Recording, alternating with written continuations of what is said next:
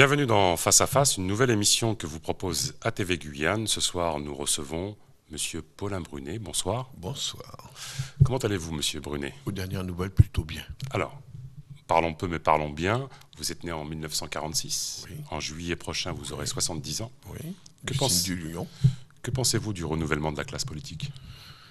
Elle pourrait devenir intéressante, mais en ce qui concerne la Guyane, nous avons un grand problème, à savoir que la nouvelle génération, ne s'implique pas dans la vie politique, on le voit à tous les niveaux, et en particulier chez nous. Ce n'est pas valable seulement pour la Guyane, mais c'est valable également pour la métropole. Donc face au désert du sérieux des jeunes... Je vous signale que M. Alain Juppé, qui passe pour être le futur président, on est né à 15 jours d'intervalle.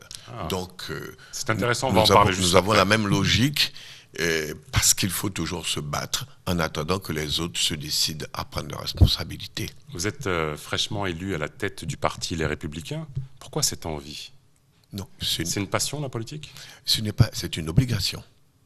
Nous nous trouvons dans une situation qui était une vraie impasse, où le parti était délabré. En Guyane ? En Guyane. C'est à cause de M. Wolf ? Non, c'est une série de circonstances qui font qu'on arrive, on ne va pas décrypter. Mais enfin, la situation, le conseil là. Or, dans 1 an et demi, il y a un nouveau pouvoir qui va se dessiner en France. Il n'était pas normal que la Guyane se présente aux élections et avec le nouveau pouvoir dans cette situation. Donc, face à ce désert, ce délabrement, j'ai décidé de prendre mes responsabilités pour rebâtir la maison de droite afin d'aller aux élections et de donner un visage tout à fait nouveau à ceux qui auront à prendre le pouvoir et qui, entre parenthèses, ne sont pas renouvelés parce qu'on se connaît depuis longtemps. Vous avez été très très bien élu, vous avez obtenu 66% des voix sur votre nom. Sur combien de militants ? Il y a combien de militants dans les Républicains ? C'est très vague entre ceux qui sont inscrits, ceux qui n'ont pas renouvelé leur cotisation. En tout cas, il y a une érosion très très très grande. Alors, ça ne vous concerne pas que vous, mais ce qui me fait un peu rire, c'est que souvent, les leaders des partis politiques parlent de gestion avec sérieux et rigueur des affaires politiques, mais ils sont quasiment tous dans l'incapacité de donner des chiffres exacts du nombre de leurs militants. Simplement parce que c'est un calcul très difficile entre le militant qui paie sa cotisation régulièrement, qui a une discipline, et celui qui est inscrit et qui néglige de payer sa cotisation. En gros, nous étions à peu près à près de 200, 300, mais depuis mon élection, nous avons augmenté. Nous sommes maintenant à 150 de plus, et je pense que nous irons beaucoup, beaucoup plus loin parce qu'on prend le temps de s'en occuper. Monsieur Brunet, je suis un peu inquiet. Qu'est devenu, ou que devient monsieur Rémy Louis Budoc ? Aux dernières nouvelles, il se porte bien aussi. Il est où là ? On ne le voit plus. Parce qu'il s'occupe à autre chose. Vous savez que M. Budoc a de grosses responsabilités. Il est quand même directeur du Grand Port de Cayenne, qui est une activité majeure. Et lui, il n'a pas voulu faire un peu comme Sarkozy, reprendre la tête de Les Républicains ? Non, je ne crois pas. Non, et en tout cas, je l'ai vu il n'y a pas longtemps, puisque nous travaillons sur le projet politique des Républicains, et il est venu, à cours de cette réunion, nous apporter des lumières, puisqu'il a quand même une formation sur le plan économique qui est de bonne loi. Donc Rémy Budoc, il n'est peut-être pas au devant de la scène, mais il travaille avec nous. Quelle est votre ambition, vous ? Faire en sorte... Politique, par rapport aux échéances électorales futures. Faire en sorte que la Guyane vote pour le prochain président à droite. D'accord. Et votre rôle dans cette dynamique ? Être la locomotive d'un train dont les wagons sont un petit peu oxydés, mais j'espère qu'on va transformer ces vieux wagons en TGV. Très jolie métaphore. Pourquoi le discours de la droite ne prend pas dans les DOM en général et en Guyane en particulier ? C'est pas que ce discours ne prend pas. C'est que depuis longtemps, on a une sorte de dichotomie. D'un côté, la gauche qui était partisan de l'autonomie et autres, et la droite qui était partisan de maintien au sein de la France. Donc ça devenait presque une caricature.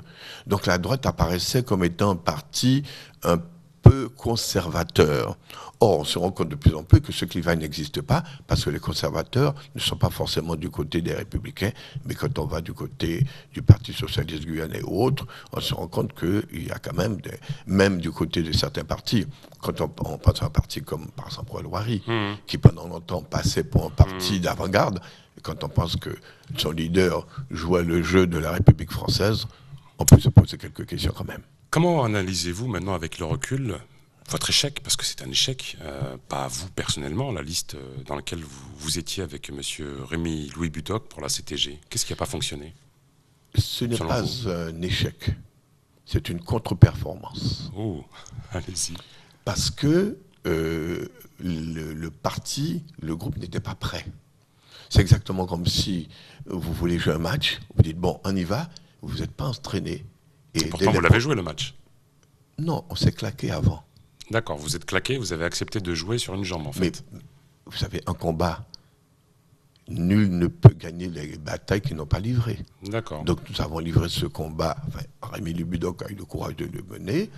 J'ai essayé tant que j'ai pu de faire ce qu'il y avait à faire, tout en sachant très bien qu'il y aurait à remonter après, à rebâtir la maison. Vous savez, je l'ai fait avec d'autant plus de plaisir que vous savez, je suis un des spécialistes de la restauration des maisons anciennes et qu'avec les Républicains, j'ai de quoi faire, mais les fondations sont là.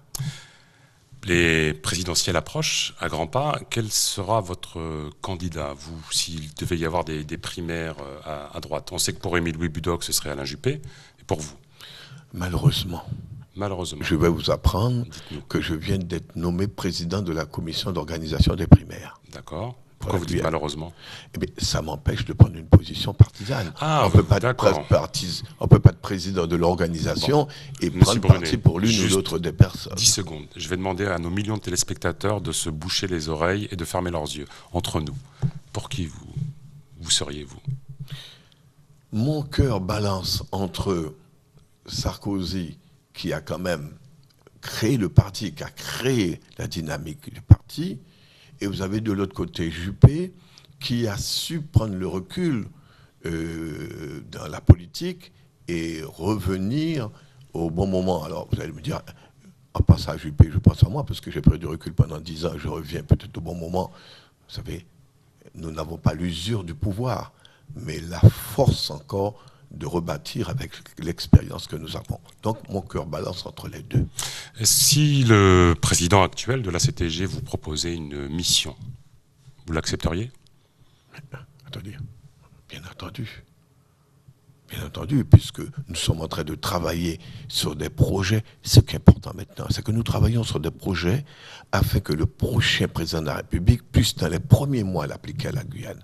Donc si M. Alexandre, qui fait, je vais faire une image.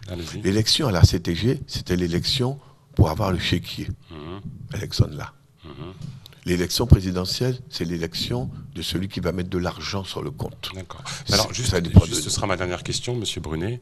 Quand Nicolas Sarkozy était président de la République, et lorsqu'il est venu en Guyane, il avait promis un commissariat à Cayenne.